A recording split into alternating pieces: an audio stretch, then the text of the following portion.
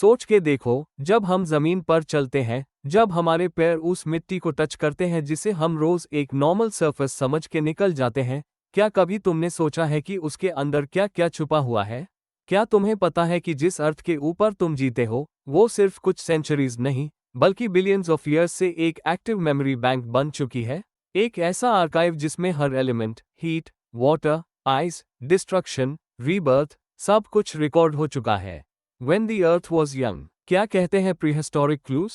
जब अर्थ अपने early form में थी, तब ना कोई लैंग्वेज थी, ना ह्यूमंस, ना सिविलाइजेशंस, सिर्फ एक मोल्टन, केओटिक स्फीयर था, जो वैक्यूम में घूम रहा था। ना एटमॉस्फेयर था, ना लाइफ, सिर्फ एक्सट्रीम हीट, लावा, एस्ट्रॉयड इम्पैक्ट्स और रेडिएशन। एक ऐसी हर्श कंडीशन जहां किसी भी फॉर्म ऑफ लाइफ का एग्जिस्ट करना इम्पॉसिबल था।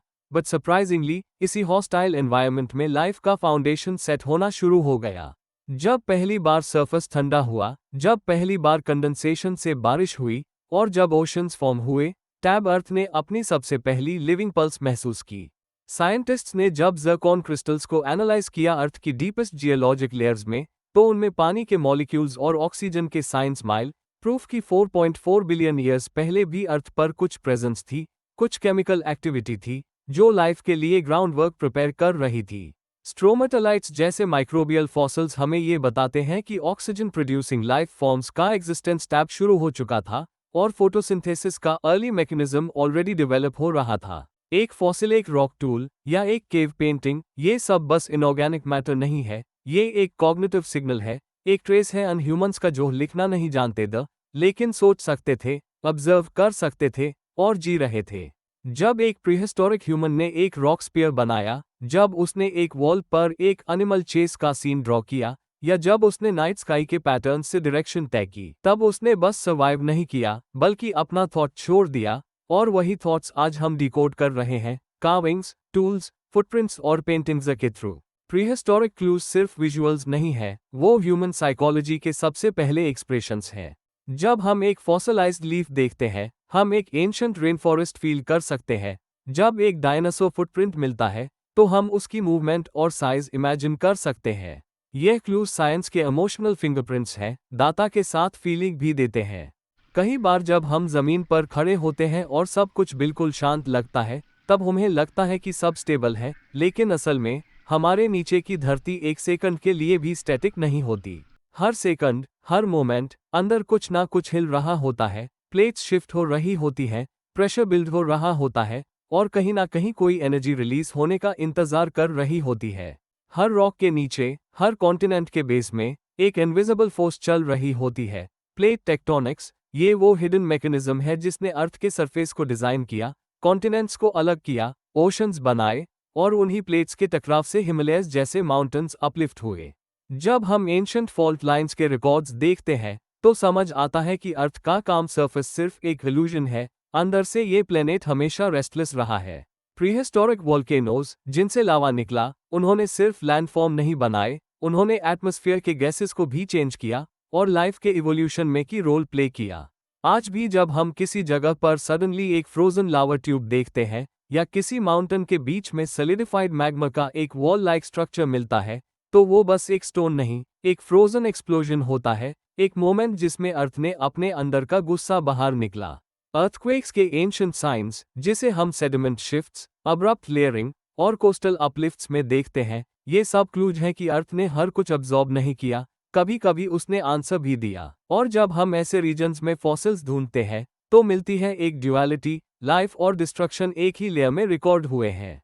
आज से लाखों साल पहले जब एक मेगाक्वेक आया होगा, किसी कोस्टलाइन का पूरा इकोसिस्टम वाइप आउट हो गया होगा, लेकिन उसी जगह पर एक प्रिजर्व्ड फॉसिल एक मोमेंट कैप्चर करता है जहां लाइफ लास्ट टाइम ब्रीथ कर रही थी। यह मोमेंट्स इमेजिनेशन नहीं, यह जियोलॉजिकल फैक्ट्स है, जो इमोशन के थ्रू समझ आते हैं, क्योंकि अर्थ के अंदर का हर मूवमेंट एक इमोशनल रिएक्शन था, किसी प्रेशर का, किसी इम्बैलेंस का, किसी शिफ्ट का। जब तुम किसी बोल्डर को टच करते हो, जिसमें वेव पैटर्न्स दिखते हैं, या किसी क्लिफ फेस में बर्न मार्क्स होते हैं, तो समझ जाओ कि ये सिर्फ विजुअल टेक्सचर नहीं है, यह प्लेनेट की इमोशंस का फुटप्रिंट है।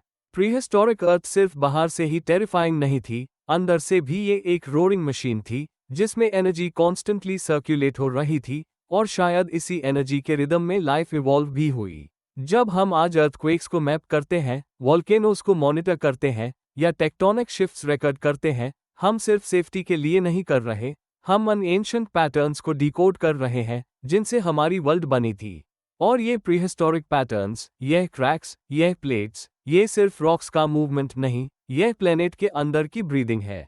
सबसे इम्पोर्टेंट सवाल ये है, क्या ये सब क्लूज सिर्फ म्यूजियम्स और टेक्स्ट बुक्स के लिए है, या ये वार्निंग्स है, एक subconscious message for the future? जब हम देखते हैं कि अर्थ के क्लाइमेट ने कैसे अपना रूप बदला, कैसे आइस एज आया और चले गया, कैसे ओशंस राइज हुए, कॉन्टिनेंट्स ब्रेक हुए और दोबारा शिफ्ट हुए, कैसे माउंटेन्स बने और फिर टाइम के साथ इरोड होकर खत्म भी हो गए, तब रियलाइज होता है कि अर्थ एक कॉन्स्टेंटली चेंजिंग प्लैनेट है जिसका हर फेज एक न्यू स्टोरी बताता है। लेकिन आइस एज खुद एक इतना डीप और इंटरेस्टिंग टॉपिक है कि अगर उसके बारे में इसी वीडियो में सब कुछ बताया तो यह वीडियो काफी लंबा हो जाएगा। आइस एज के लेयर्स, उसके इम्पैक्ट और मिस्ट्रीज को अच्छी तरह समझने के लिए मैं एक अलग डेडिकेटेड वीडियो बनाऊंगा जिसमें हम सिर्फ आइस एज की ही बात करेंगे कि ये कैसे शुरू हुआ, कैसे इसने पूरे प्लैनेट को ट्रांसफॉर्म किया और कैसे इसने अर्थ पर लाइफ के इवोल्यूशन को एक नया शेप दिया।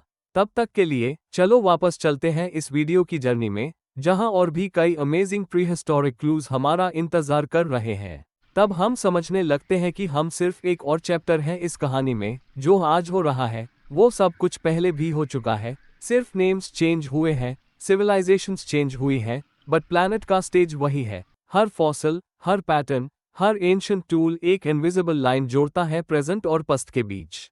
और जब हम थोड़ा और डेप्थ में जाकर जमीन के अंदर घुस के देखते हैं तो हमें लेयर्स मिलती हैं, सेडिमेंट्स, ऐश, रॉक्स, जो एक जियोलॉजिकल डायरी की तरह है।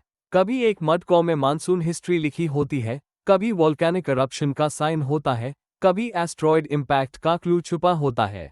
हर सैंपल एक स्टोरी बताता है, कब ग्लेशियर्स पिघले, कब फॉरेस्ट्स एक्सटिंक्ट हुए, कब लाइफ रीबॉर्न हुई। एक शेल फॉसल जब किसी माउंटेन पीक पर मिलता है तो पता चलता है कि वो पीक कभी ओशन के अंदर थी और अर्थ ने अपना फॉर्म शिफ्ट किया, लेकिन अपनी मेमोरी को प्रिजर्व करके रखा। यह मेमोरी बस रॉक्स और डीएनए तक लिमिटेड नहीं है, ये हमारे अंदर भी है। हम उन प्रीहिस्टोरिक ऑर्गेनिजम्स के डायरेक्ट डिसेंडेंट्स हैं जिन्होंने पहली बार रेनफॉल महसूस की, एटमॉस्फेयर को प्रोसेस किया और एडेप्टेशन का ओरिजिन बन गए। जब हम एक्सटिंक्ट स्पीशीज का डीएनए डिकोड करते हैं तो हमें अपने इवोल्यूशन का एक और पीस मिलता है, एक इमोशनल प्रूफ कि हम उन्हीं स्ट्रगल्स का एक्सटेंशन है। ये क्लूज कोई डेड हिस्ट्री नहीं, ये एक जिंदा आर्काइव है, हमारे फुटस्टेप्स, हमारा कार्बन, हमारे रिएक्शंस, और प्रीहिस्टोरिक वर्ल्ड हमें कॉन्स्टेंटली ये याद दिलाता है कि हम सिर्फ व्यूअर नहीं, इस स्टोरी का लिविंग पार्ट है। ये कहानी अभी खत्म नहीं हुई, यह तो सिर्फ बिगिनिंग थी। When the earth was young, ये था पार्ट 1, जहां हमने अर्थ के फॉर्मेशन, अर्ली ओशंस और उनमें छुपे प्रीहिस्टोरिक क्लूज का एक ग्लिम्प्स लिया। लेकिन रियल मिस्ट्री अभी बाकी है। पार्ट 2 में हम इस टॉपिक के और डीप में जाएंगे, प्रीहिस्टोरिक क्रीचर्स के पर्सपेक्टिव से दुनिया देखेंगे, उन फॉरगॉटन स्पीशीज के चैप्टर्स को ओपन करेंगे जो कभी इस प्लेनेट के रियल गार्डियंस थे। हम एक्सप्लोर करेंगे वो स्पेस जहां मैथोलॉजी और जियोलॉजी इंटरसेक्ट करती है, जहां सिंबल्स के थ्रू नेचर ने अपने सीक्रेट्स एनकोड किए हैं। अगर तुमने इस जर्नी में कुछ फील किया, एक कनेक्शन, एक थॉट या एक स्पार्क, देन गेट रेडी, क्योंकि पार्ट 2 और भी ज्यादा इमोशनल, पावरफुल और माइंड ओपनिंग होने वाला है। यह वीडियो यहीं तक था, लेकिन ये जर्नी अभी बाकी है। पार्ट 2 जल्दी आएगा, उसके लिए चैनल को सब्सक्राइब करो, बेल आइकॉन प्रेस करो और रेडी हो जाओ एक और मैजिकल डाइव के लिए, क्योंकि अर्थ के सीक्रेट सिर्फ पुराने नहीं हुए हैं, वो सिर्फ छुप गए हैं।